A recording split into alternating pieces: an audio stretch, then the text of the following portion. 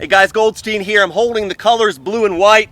These colors have been hijacked by a political party led by Benny Gantz. This party is about to steal the seat of the Prime Minister of Israel from Bibi Netanyahu, a man that was duly elected 3 times in a row. But here in Israel, it's a little different. You have to maintain a majority of seats within the parliament. That means in order for Benny Gantz of the Blue and White Party to achieve his desired goal of becoming the Prime Minister of Israel, he has to go against the will of the voting public, A, and B, even worse, he has to cozy up to the Joint Arab List.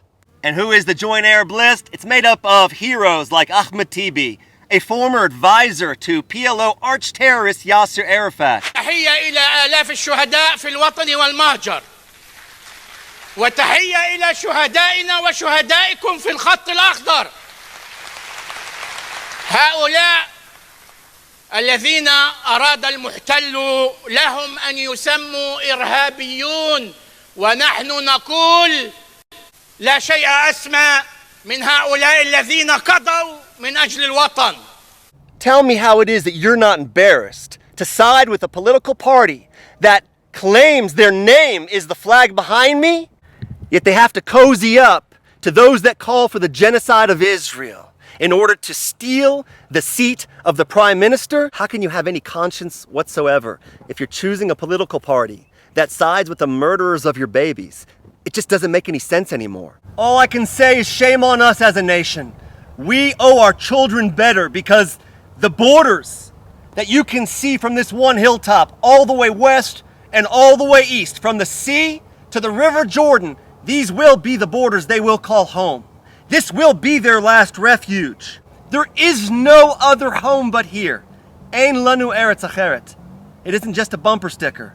It's what we fight and die for here. This fractured society that we have here is obviously also reflected outside of these borders. American Jewry is so divided that we can have a conference of 20,000 Israel supporters in Washington, D.C., where one of the primary platforms of this conference is the division of this land with those that have done nothing but call for the genocide of our people. 2 states for 2 peoples, one Jewish with secure and defensible borders, and one Palestinian with its own flag and its own future. What is more clear than suicide bombers? What has to hit you harder than watching our babies murdered in their beds, while the people who did this act of murder are supported as heroes amongst their entire society? What have we fallen to as a people? What exactly isn't clear? Even God has sent a sign behind me over Bethlehem, promising not to destroy this world again.